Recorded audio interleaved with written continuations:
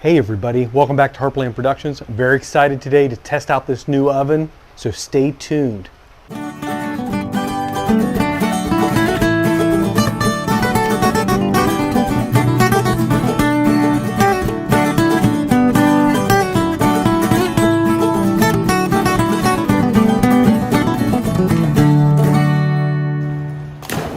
Don't forget, if you haven't already right now, go ahead and subscribe and hit the notification button. So earlier I had made a video announcing the launch of their Pizza Party's new oven, but I didn't actually have one to test out.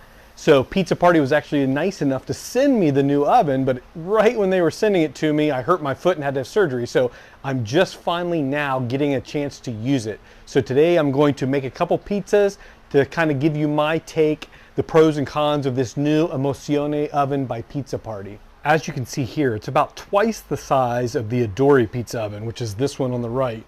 This is the new Emozione, so it basically the same shape, the same general form. They've just made basically double the size.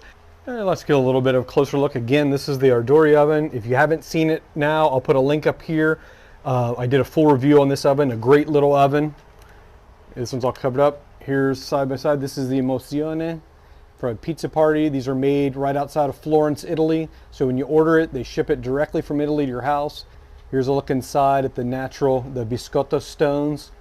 These are great. Sometimes they're a little bit uneven. I mean, you can tell this. I mean, they are natural stones, so it's not going to be as perfect as the machine-made ones. Here's the inside, give you a better look. This is pretty much the same burner as the Adori. This one is a little higher output, so it has a little higher BTU, a higher heat rating to kind of compensate for the bigger oven. I'll show you about that here in a second. This one comes in the same colors too. This one I have in the antique copper, which I really love. This is just the natural, the stainless. Some of the other cosmetic changes, they turn the legs the other direction. I'm assuming that's more for a stability reason, but it really is almost identical to the Adori oven. Like I was saying, it's just double the size. You can fit two pizzas in here, so I'll save that for a later video. Today I want to test kind of two back to back to check out the stones, to see how it works, etc., and really get a feel for how the oven works before I tackle two pizzas at one time. Like the Adori, one of the great things about Pizza Party is that they allow you to switch out the stones. So you can get the standard refractory stones that come with it, or you can upgrade it to the biscotto stones. So from Naples, these are the natural stones that most of the traditional pizza places in Naples use. These are the ones that come from the volcanic clay. These stones are great. You can heat them up. It minimizes the burn on the bottom of the pizza, and really is probably one of the better cooking stone floors for a pizza oven. One of the pros and the cons of this oven is the burner and the ignition system. The benefit is that it's a great high output burner. It goes all the way and it shoots flames all the way across the ceiling of the oven, which is amazing. It's a very hot burner. It's very good quality, very consistent.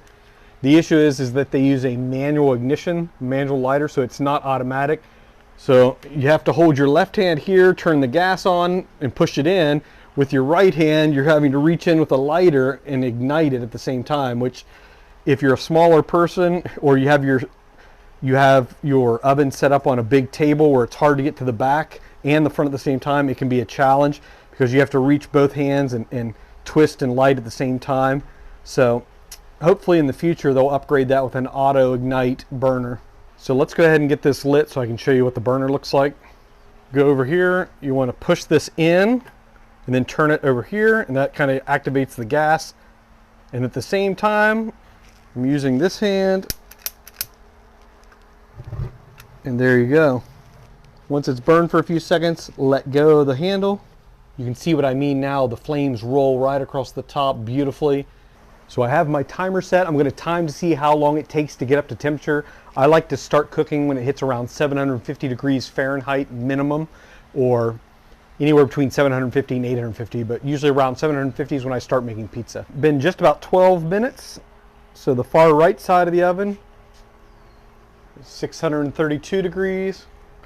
The side closer to the burner is 799. So it's almost there. I'm going to wait till I get in the middle. Let's just see. 718 right in the middle. So just wait a few more minutes. I'm already noticing that burner, it's crazy hot right out here. So even the front of my table is over 200 degrees Fahrenheit right now. So if you're going to use this, I probably wouldn't want to put this on wood like this, because this is getting very hot. And let's see the outside. The outside is almost 300 degrees, 296 degrees. So I can kind of touch it like that, but it's crazy hot. This definitely gets a lot hotter than some of my other ovens, not only on the outside, on the top, but the front, even out at least a foot, about 1.5 feet. It's still crazy hot. And again, I probably wouldn't recommend putting this on wood. This is getting very hot. I had my turning peel sitting right here a few minutes ago, and I went to grab it, and the handle was crazy hot. It's been just about 15 minutes and 45 seconds, and the pizza oven's about 768 right in the middle. So I'm going to go ahead and get the pizza dough ready.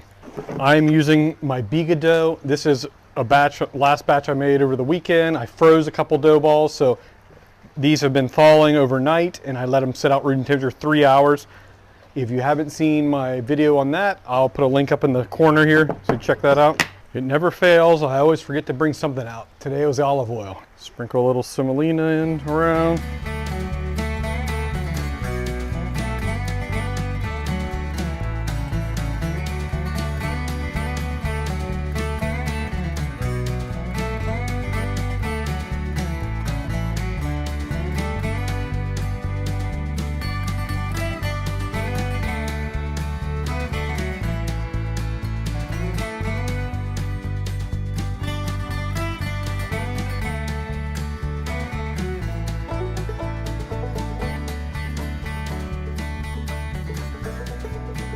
A lot of people have been asking me recently about my sauce. Neapolitan pizza sauce is about the simplest thing. The trick to authentic Neapolitan pizza is that you don't want to cook the tomatoes. You use tomatoes that come in a can or a tin because there's no peels or seeds, and you basically just want to crush them or puree the tomatoes. Ideally they're San Marzano tomatoes because it's the correct sweetness and acidity. You just want to crush them up, or I use an immersion blender, a little salt, a little basil, that's it. A little Parmesan. I'm doing pepperoni tonight because it's only my son and I, and that's what he requested. I also couldn't find the normal mozzarella, so this is extremely fresh, so it's full of whole milk, so I'm hoping it doesn't make the pizza too wet. It tastes delicious, but ideally you can find a fresh mozzarella that doesn't have as high a moisture content as this one, but this is should melt very nicely. And some pepperoni, a little olive oil on top, never hurts. A good looking pizza. The trick is, once you get it on the table, is to launch it as quickly as possible. Problem of filming all this by myself is there's a lot of work, moving tripods and cameras set up. Always a lot of work. Okay, let's get it on the peel.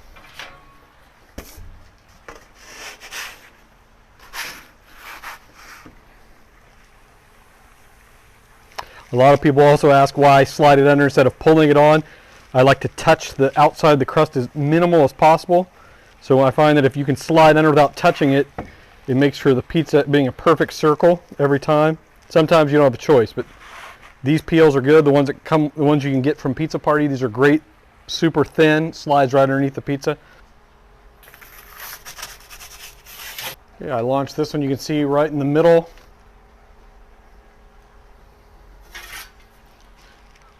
It's been about 10 seconds. I usually don't touch the pizza at least for 15-20 seconds.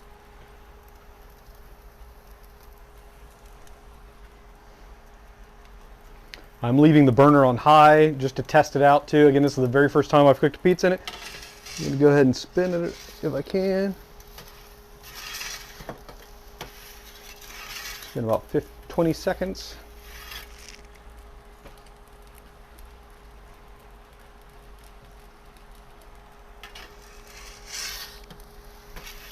Find too, when I use the frozen dough, if you really like leopard spots, when you freeze the dough and it's a little bit cold still, it leads to tons and tons of leopard spots.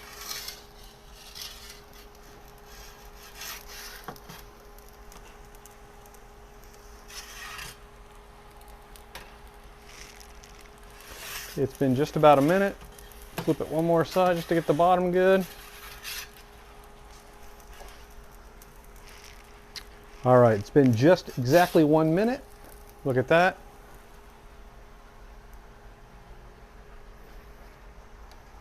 Set it on the cooling rack,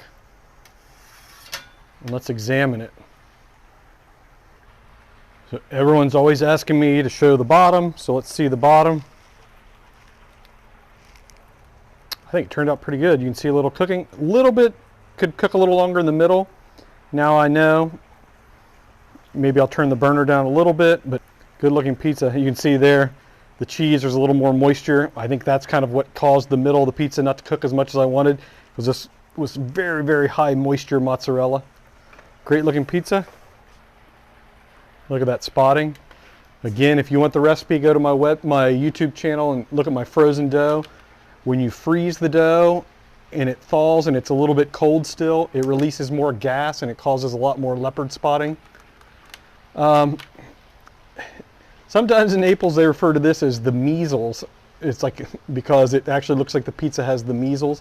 So this really isn't considered leopard spotting. This is more of the measle look, but it looks very pretty also. I can hear my son already asking me where the pizza is, so we'll cut this one up.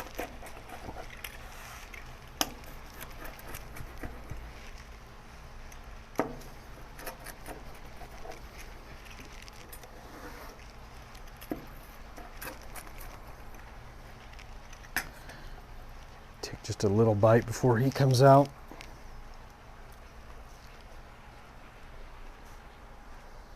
Absolutely delicious, great pizza.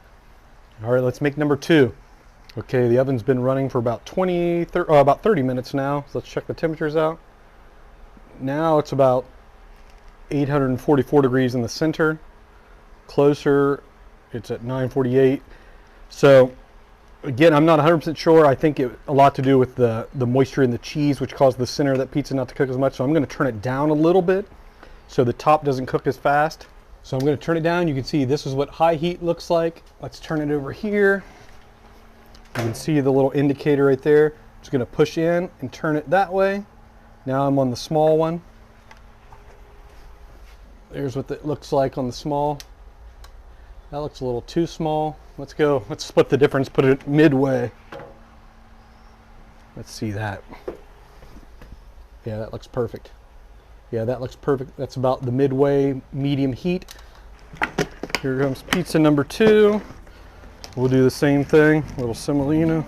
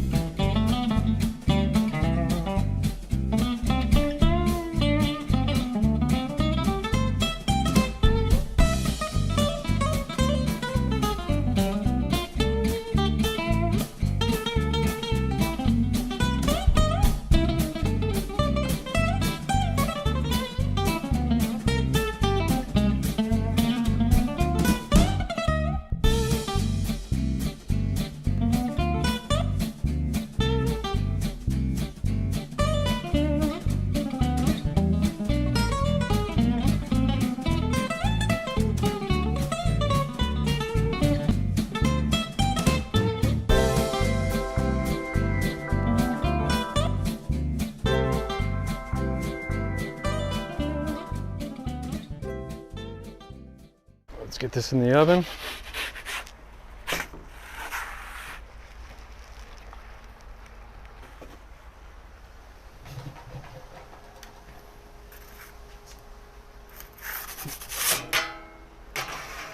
There we go.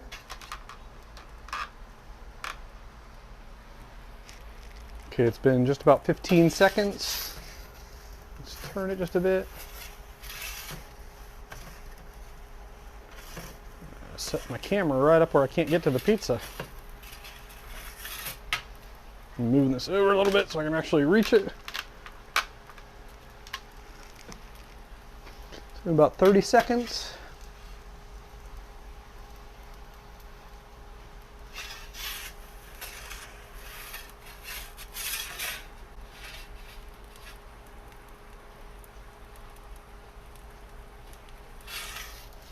Ooh, yeah, the bottom's cooking much better on this one.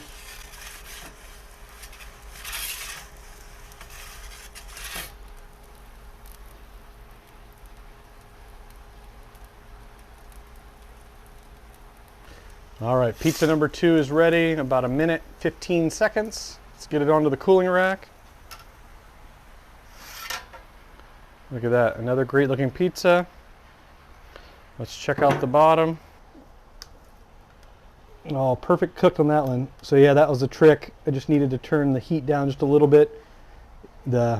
Before on high, it was getting closer to, it was in the 900s closer to the flame. So I think it was just getting a little bit too hot, cooked the top way too fast, but at 850 in the middle and on medium heat, it turned out perfectly. Look at that pizza. All right, this one's mine. My son already devoured the first one, so give me a chance to eat this one. Yeah, the worst part about being the pizza maker is that you're always the last to eat. Very hot. Oh my God, so hot.